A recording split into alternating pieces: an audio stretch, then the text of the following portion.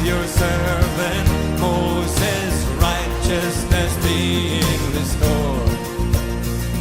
And though these are days of famine,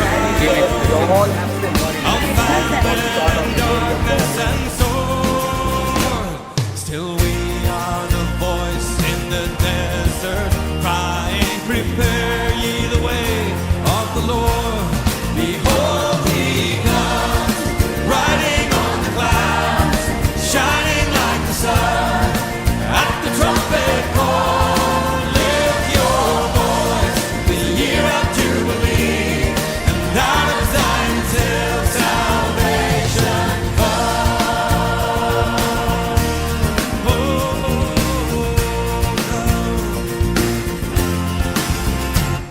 And the praise the Lord, जय मसीह की मेरे प्रिय भाई बहनों। पिछले 10-15 दिन में काफ़ी कुछ अपडेट्स हैं आपके साथ शेयर करने के लिए। और पिछले एक हफ्ते में इवेंजलिज्म जो है काफ़ी बहुत ही अच्छा हुआ है मुंबई में, और श्रीरामपुर का जो हरेगांव का एक इलाका है वहाँ पर। तो उसके बारे में कुछ बातें मैं आपके साथ शेयर करना चाहूँगा।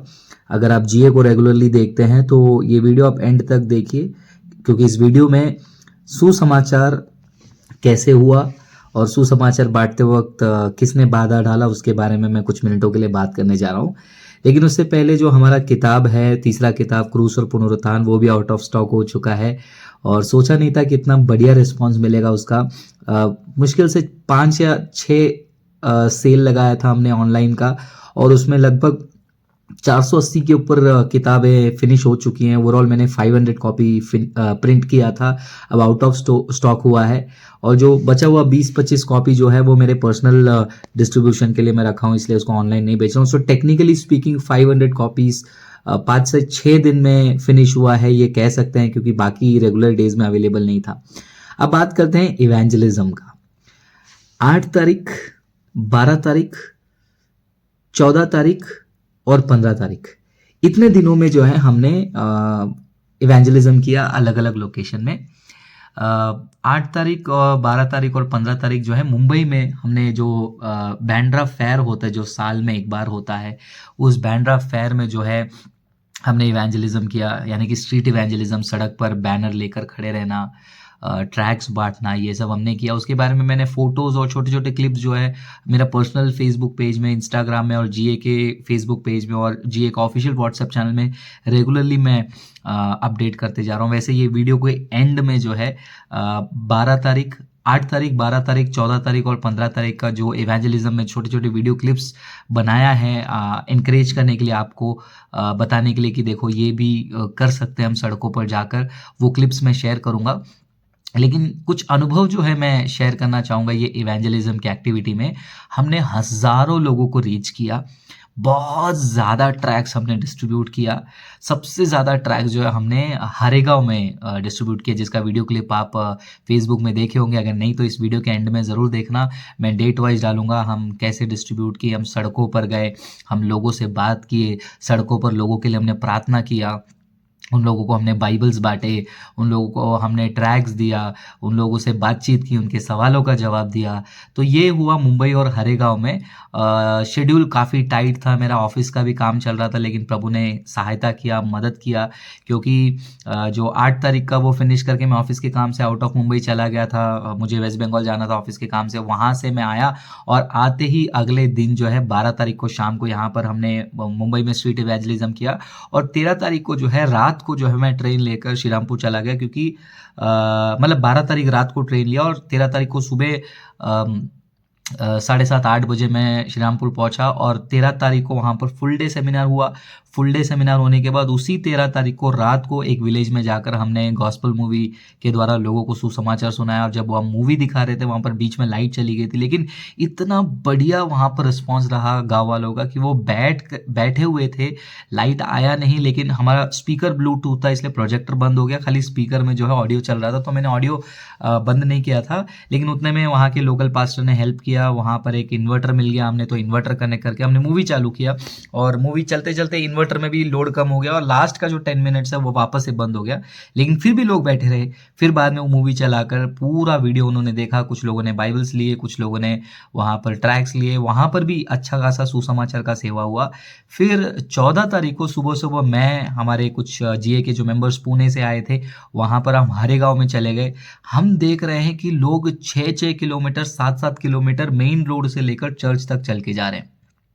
इतना जुनून लोगों में वो यात्रा में जाने के लिए, कुछ लोग यात्रा में जा रहे हैं, कुछ लोग मेला में जा रहे हैं, लेकिन फिर भी एक डेडिकेशन चाहिए ना। 6 से 7 किलोमीटर कौन चलता है? मैं तो सोचा कि चलो 10:30-11 बजे जाके सुसमाचार का सेवा स्टार्ट करेंगे तो थोड़ा बहुत जल्दी जाएंगे तो लोग नहीं होंगे, लेकिन मैं वहां पर देख रहा हूँ कि लोग सुबह 7-8 बजे से वॉकिंग करना स्टार्ट किए वहां पर स्टेशन से उतरकर 6-6 किलोमीटर 7-7 किलोमीटर। तो हमने सोचा कि अब मेला में जाने से अच्छा एक काम करते हैं, बीच रास्ते में मेन रोड से 1.5-2 किलोमीटर के अंदर पे, जैसा आप आगे वीडियो देख पाएंगे, वहां पर एक स्ट्रीट साइड में मैं खड़ा था और वहां पर आप बिलीव नहीं करोगे, कम से कम मेरे आंखों से जो देखा वो है 6 से 7 हजार लोगों का क्राउड मैंने वहां पर देखा, कंटिन्यूअसली वॉकिंग कर रहे हैं, जिनके सामने मैं पोस्टर लेके खड़ा हूँ और बीच बीच में मैं बाइबल भी फ्री में डिस्ट्रीब्यूट कर रहा था, क्योंकि मुझे बाइबल ज़्यादा मिला नहीं, सिर्फ एक बॉक्स मिला था मराठी का, तो मैंने वो सिर्फ थोड़े टाइम के लिए रखा। लोग रिक्वेस्ट करके मांग के लिए रहते कि हम आम्हाला बाइबल द्या, आम्हाला पण वाचायचे, मतलब हमें भी पढ़ना है, हमें बाइबल दे दो। उसमें से एक लड़का आया और देख रहा था ऐसा, तो मैंने बोला बाइबल चाहिए आपको? तो बोलता है हाँ हाँ बाइबल चाहिए, तो दिया। मैं उसको देख रहा था, पलट रहा था पन्ना, और एक लड़का आके बोलता है दो दो हमें भी दो, मराठी में बोल रहा था, बघू मी पण काय तर लिहिले तुमच्या बायबलमध्ये. तो मैं बोला घ्या ना दादा, बघा एकदा वाचून बघा, तुम्हाला पण बरं वाटेल, तुम्हाला पण येशूबद्दल माहिती असेल। मतलब मैं उसको कह रहा था कि हाँ हाँ भाई ले लो, आप भी एक बार पढ़ के देखो, आपको एक बार यीशु का जानकारी मिलेगा, क्योंकि वो कह रहा था कि क्या है आपके बाइबल में वैसा। तो बहुत ही ज़बरदस्त अनुभव रहा। वहाँ से हम आगे गए, भयंकर भीड़ था वहाँ पर, भीड़ में भी जो है हमने सुसमाचार सुनाया लोगों को, और 5-5:30 बजे तक फिनिश करके मैं वहाँ से फिर पुणे आया, और रात को पुणे आते आते 12-12:15 बजे, फिर रात को 12-12:15 से 12:30 का 12:40 का मैं बस लिया पुणे से, और मुंबई आया सुबह 5:30 बजे। फिर आकर सुबह मैं चर्च गया, चर्च जाकर शाम को दोपहर को बैठकर मैंने थोड़ा बैनर वगैरह रेडी किया, क्योंकि उसी 15 तारीख के शाम को बैंड्रा का जो फीस्ट था वो लास्ट था और वहाँ पर भीड़ ज़्यादा अपेक्षा थी। और उसी दिन जो है मैं शाम को चला गया, हमारे कुछ ब्रदर्स मुंबई से जुड़ गए थे साथ में, ऑनलाइन पोस्टर देकर 7-8 लोग आ गए थे, ज़्यादा ही होगा शायद से, तो उनके साथ मिलकर हमने बैंड्रा इवेंजलिज्म भी बहुत ज़बरदस्त किया। उसके वीडियो क्लिप्स भी डाल रहा हूँ मैंने यहाँ पर, पूरा यीशु ही मार्ग सत्य जीवन वाला बैनर लगाकर उस पर लाइट वगैरह लगाकर आगे पीछे चल रहा था। लेकिन इसके बीच में जो है एक बहुत ही इंटरेस्टिंग चीज़ घटना हुआ, मैं आपको बताना चाहता हूँ। अगर अभी तक आप ये वीडियो में जुड़े हुए हैं तो मैं अच्छा लगता है कि आप लोग जो है सुसमाचार के रिलेटेड बातों को इतना देर सुनते हैं, तो मुझे भी शेयर करने में अच्छा लगता है, और आपको भी होपफुली एनकरेजमेंट मिलता होगा कि हमने हज़ारों ट्रैक्स तो बांटे हैं, लेकिन उसके बीच में एक छोटा सा अनुभव मैं शेयर करना चाहता हूँ। स्पेशली जब मैं मुंबई में सुसमाचार बांट रहा था, वहाँ पर 2 से 3 ग्रुप को मिला, मुझे बहुत बहुत दुख हुआ। सबसे पहले एक ग्रुप के बारे में बताता हूँ, वो वहां पर यीशु मसीह के सुसमाचार को छोड़कर कोई क्रिस नाम का कोई पास्टर है, उसका फोटो लगाया हुआ पैम्पलेट बांट रहे हैं और बोल रहे कि हमारे चर्च में आपको चंगाई मिलेगा, ये मिलेगा। तो मैं उनको पकड़ा, उनसे बातचीत किया, मैंने बोला कि जो कौन है क्रिस ओक्लाहोमा, कुछ तो नाम है उसका, मैंने बोला कि ये तो फॉल्स टीचर है। उनके अनुयायियों को मैं वहाँ पर खड़े होकर सड़क पर मैंने उनको डांटा कि तुम लोग जो ये कर रहे हो ये गलत कर रहे हो, क्योंकि यहाँ पर यीशु मसीह का प्रचार करने को छोड़कर तुम अपने फेवरेट पास्टर का प्रचार कर रहे हो। वो बोला कि नहीं यीशु मसीह का ही प्रचार कर, लेकिन जब उनका पैम्पलेट लेकर मैं उन्हीं को पढ़ा रहा हूँ, उसमें देख पा रहे हैं कि ज़्यादा उनके पास्टर की तारीफ में, उनके चर्च की तारीफ में लिखी हुई है, ना कि यीशु मसीह एक व्यक्ति के लिए क्या करता है। फिर मुझे अंकुर नरूला के ग्रुप वाले मिल गए, अंकुर नरूला के ग्रुप वाले मिलकर वो अंकुर नरूला का पर्चा बांट रहे हैं। मैं बोला कि इसमें सुसमाचार का है, तो सिर्फ अभी मेरे पास, मैंने सोचा कि वीडियो में वो सब दिखाऊं, लेकिन अभी ऑफिस के काम से मैं बैंगलोर आया हूं। आज तारीख क्या है, आज तारीख 18 तारीख है, 18 तारीख मैं बैंगलोर आ गया, तो आप समझ सकते हो कि मेरे पास उतना समय नहीं है वो सब पोस्टर वगैरह डाल के एडिट करने के लिए। अभी भी मैं अपने होटल रूम में बैठ कर ये सारी बातें आपको बता रहा हूँ। तो मैं जब उनका पोस्टर निकाल के उनको दिखाया, मैं बोला कि 3 लाइन लिखा, 2 बोला 2 वचन लिखा है कि यशायाह से एक वचन लिखा है, उसके कोड़े खाने से हम चंगा हो गए और परमेश्वर ने इस दुनिया से इतना प्यार किया कि अपना इकलौता पुत्र दे दिया, वो वाला जॉन 3:16 उन्होंने लिख दिया। लेकिन नीचे वो 2 वचन के अलावा नीचे पूरा अंकुर बोला कौन है, उनका मिनिस्ट्री क्या है, उनके मिनिस्ट्री में क्या है। मैंने बोला यीशु मसीह का सुसमाचार है। बोलते नहीं हम उनका टेस्टिमनी सुना रहे। मैं बोला यीशु मसीह का सुसमाचार सुनाओ, मेरे पास जो गॉस्पेल ट्रैक है उसमें यीशु मसीह का सुसमाचार। तो ये एक ग्रुप मिले हमको जहां पर सुसमाचार देने के लिए वो लोग क्या कर रहे थे, अपने प्रचारकों को बांट रहे थे, प्रचार कर रहे थे और उनको बुलाते कि हमारे चर्च में आओ, हमारा चर्च में आपको चंगाई मिलेगा, हमारा चर्च में मिलेगा। हमारा यीशु मसीह वहां पर दूसरा स्थान, प्रचारक पहला स्थान हो गया। ये दुख की बात हुई उन लोग से बात करके। दूसरा जो था वो था, मैंने 15 तारीख को वहां पर देखा, एक 2 लड़के जो है एक बड़ा बैनर लेके खड़े हैं, ठीक है। मैं पहले ध्यान नहीं दिया, रिटर्न आते समय मैंने बोला कोई सुसमाचार का होगा, तो वो बैनर को देखा नहीं। जब मैं रिटर्न आया तब मैंने देखा माता यरूशलेम वाले खड़े। मतलब वो बैनर में लिख के रखे कि गलातियों की पुस्तक में है ऊपर की यरूशलेम आज़ाद है, वो हमारी माता है। फिर मैं गया उनके पास तो उसमें से वो एक बंदा निकला जिसका वीडियो आपने देखा था यूट्यूब चैनल पर, जिसको उन लोगों ने डिलीट करवाया। तो मुझे देखकर उसने उल्टा फुल्टा बोलने लग गया और मैं भी छोड़ा नहीं। मैं बोला कि ये तुम लोग अगर हिम्मत है तो चलो वीडियो में डिस्कस करते वापस से। फिर वो लोग वहां से चले गए। तो माता यरूशलेम वहां पर खड़े होकर सुसमाचार बांट रहे हैं। जरा सोच कर देखिए, यहाँ पर हजारों लोग आ रहे हैं, वहां पर सही सुसमाचार जाने की कितनी दिक्कत हो रही है। एक प्रचारकों का सुसमाचार सुना रहे हैं, एक माता यरूशलेम वाले हैं। एक दिन तो यहोवा विटनेसेस वाले भी वहां पर आ गए करके पता चला मुझे, हरेगांव में भी यहोवा विटनेसेस वाले आए करके मुझे पता चला। तो अब देख रहे हो कि किस प्रकार सुसमाचार में भी कल्ट वाले बीच में घुसकर पूरा सच्चे सुसमाचार को बिगाड़ने की पूरी कोशिश कर रहे थे। लेकिन मैं जितना हो सका मैं उनसे जाकर बात किया, उनको बोला कि ये गलत है, उनसे बातें करने की कोशिश की। और जब मैं पोस्टर भी लेके खड़ा हूँ, सवाल पूछो क्रिश्चियनिटी के बारे में, तो लोग आके पूछे भी सवाल। दूसरे रिलीजन वाला भी एक ब्रदर आके सवाल पूछा, किसी को प्रार्थना करना था उन्होंने भी प्रार्थना की। लेकिन 15 तारीख को एक और चीज मेरे साथ हुआ। एक प्रचारक का फॉलोअर आकर मुझे धमकियां देने लगा वहां पर। नंबर 2, मैं यहाँ पर बैनर लगाकर ऊपर खड़ा हूँ, मतलब थोड़े हाइट में खड़ा हूँ, जो पेड़ के लिए जो बनाते हैं सर्कल, उसके हाइट में खड़ा हूँ ताकि लोग ऊंचाई से मुझे मैं ऊपर खड़ा हूँ तो लोगों को मैं दिखाई दूंगा। मेरा सुसमाचार का बैनर मेरे ऊपर लगा हुआ है।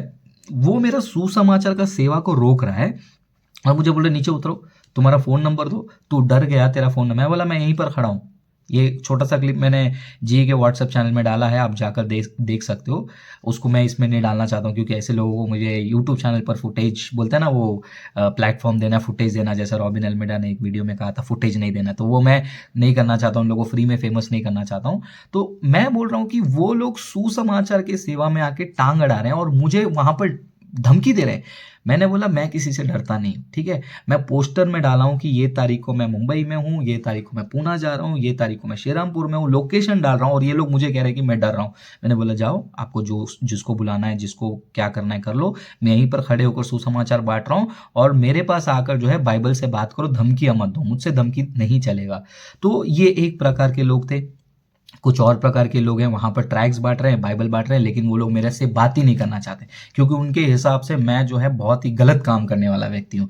मेरे साथ वाले एक ब्रदर खड़े हैं और वो एक ग्रुप है वहां पर, बाइबल बांटने वाला ग्रुप। वो लोग क्या कर रहे थे, आपस में कुछ लोगों के लिए स्नैक्स लेकर आए। उसमें से 1-2 तो मुझे पहचानते हैं, तो मुझे पूछा, मैंने मना कर दिया। लेकिन मेरे साथ वाले को तो नहीं पहचानते। तो जब मेरे साथ वाले को स्नैक्स देने के लिए एक सिस्टर आगे बढ़े, एक ब्रदर आगे बढ़े, तो उनका ग्रुप लीडर बोलता है वो हमारे में से नहीं है। तो आप देख रहे हो कि सड़क पर सुसमाचार ये लोग बांट रहे हैं, यीशु मसीह का शुभ संदेश बांट रहे हैं, लेकिन इनके अंदर कितनी गंदगी है, इनके अंदर कितना गलत काम है। एक प्रचारकों की तारीफ कर रहे हैं, एक माता यरूशलेम का प्रचार कर रहा है, एक यहोवा विटनेसेस का प्रचार कर रहा है, एक आके धमकी दे रहा है मुझे कि तू पास्टर्स के बारे में बोलता है, और एक कह रहा है कि वो डिसोन कर रहा है, बोलता है कि हमारा ग्रुप का नहीं है। क्या हमारा ग्रुप का नहीं है? सोचो, जिस सड़क पे खड़े हैं वहां पर लोग, मेरे सामने 1-2 बंदा खड़ा है, वो लोगों को पूछकर 2 मिनट दो, मैं आपसे बात करना चाहता हूं, मैं आपके लिए प्रार्थना करना चाहता हूं, मेरे को देखता है। मैं बोला ये क्या बिहेवियर है, ये क्या सुसमाचार बांट रहे सड़क पे खड़े होकर। ये एक मसीह में रहने वाले भाई को एक घृणित नजर से देख रहे हैं और ये लोग वहां पर सुसमाचार बांट रहे हैं। मेरे साथ हुए आए लोगों को कह रहे हैं कि हमारे में से नहीं है। तो यहाँ पर मिनिस्ट्री बैनर के लिए हो रहा है। लोग ना, ये फ्रांसिस का ट्रैक्स है, ये फ्रांसिस का मिनिस्ट्री है, जैसे कि ट्रैक्स में लिखा है कि फ्रांसिस तुम्हारे लिए क्रूस पर मरा। फ्रांसिस का ट्रैक्स यूज मत करो, हमारा चर्च का ट्रैक्स यूज करो, फ्रांसिस के साथ जाके सुसमाचार मत सुना, हमारे चर्च के साथ चलो, हम सुसमाचार अलग से। ये लोग फ्रांसिस के लिए सेवा कर रहे हैं या परमेश्वर के लिए सेवा कर रहे हैं मुझे पता नहीं, या अपने पास्टर्स के लिए सेवा कर रहे हैं या परमेश्वर के लिए सेवा कर रहे हैं मुझे नहीं पता। अगर परमेश्वर के लिए सेवा करने वाले होते वो ना प्रचारकों की तारीफ में वहां पर उतरते। वहां पर कल्ट वालों को पूछने वाला कौन है? मेरे अलावा मैं कहता हूं कि वहां पर कोई नहीं गया उस कल्ट वालों से बात करने के लिए, क्योंकि किसी को फर्क ही नहीं पड़ा है, सुसमाचार से उनका कोई लेना देना ही नहीं है। तो ये परिस्थिति है आज माहौल में। सड़क में सुसमाचार प्रचार करना भी मुश्किल, दूसरे लोगों के रुकावट की वजह से नहीं, लेकिन एक तरफ झूठे प्रचारकों का झुंड भी सड़क पर उतरा हुआ है, कल्ट वाले भी सड़क पर उतरे हुए हैं। और मुझे आकर लास्ट दिन में एक और व्यक्ति पर्सनल आकर मुझे कहते हैं कि मैं 62 साल का हूँ, तुमसे उम्र में ज़्यादा हूँ, तुम ये कर रहे हो, मत्ती 7वां अध्याय 1 वचन में लिखा है डू नॉट जज। जब मैं उनको कॉन्टेक्स्ट बताने की कोशिश कर रहा हूँ वो तो उसको सुनने को तैयार नहीं है, एज क्राइटेरिया पे लेके बात कर रहे हैं। ये सब सड़कों पे हुआ। मैं आपको बता दूं, सड़क पर किसी हिंदू ने, किसी मुसलमान ने, किसी नास्तिक ने मुझे परेशान नहीं किया, लेकिन ये झूठे प्रचारक के फॉलोअर्स और ये जो बाइबल को नहीं पढ़ने वाले लोगों ने मुझे सुसमाचार बांटने में बहुत बाधाएं डाली। तो ये परिस्थिति है जो मैं आपके साथ अपडेट शेयर करना चाहता था। प्रार्थना करिए हमारे लिए, क्योंकि हम रियल रॉ ट्रूथ को और सुसमाचार जैसा है वैसा ही उसको प्रस्तुत करने की कोशिश कर रहे हैं। क्योंकि सड़क पर कुछ लोग खड़े होकर ये कह रहे हैं कि आओ यीशु चंगाई देगा, लेकिन हमारा सुसमाचार क्लियर है, जैसे प्रेरित पौलुस और सारे चेलों ने किया था, मन फिराओ, पाप से हटो, यीशु पर विश्वास करो। ये हमारा सुसमाचार का मैसेज था, बाइबल आधारित। ये नहीं कि सबसे पहला आओ यीशु से चंगाई पाओ, यीशु तुम्हें आज़ाद करेगा, ये डेफिनेटली बाद में आएगा, लेकिन ये मेन सुसमाचार नहीं। जब मैं लोगों को ये बोल रहा था लोग मुझ पर भड़क रहे थे, लोग मुझे कह रहे थे कि तुम बाइबल पढ़ लो ढंग से। मतलब ये परिस्थिति है। और कहते हैं कि फ्रांसिस आर्ग्यू करता है, डिस्कशन में आते बात करता है, डिबेट करता है। नहीं, मैं सच्चे गॉस्पल को प्रीच करने के लिए कोशिश करता हूँ और उसके बीच में जो बाधा डालता है उन लोग को जाके करेक्ट करने की कोशिश करता हूँ, कल्ट वालों से बात करने की कोशिश करता हूँ, लेकिन यही लोग आके और रुकावट डालते हैं। बात करते करते वीडियो जो है 16 मिनट का हो गया है। अगर आप आगे का क्लिप देखना चाहते हैं तो मैं डेफिनेटली डाल दूंगा। आई थिंक वो 7-8 मिनट का होगा, क्योंकि 4-5 दिन का इवेंजलिज्म का ओवरव्यू है। तो उस वीडियो को देखिए,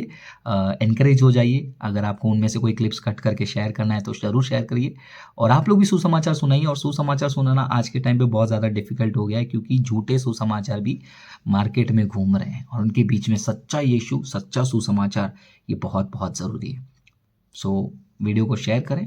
प्रभु आप सभी को आशीष करेगा। God bless you.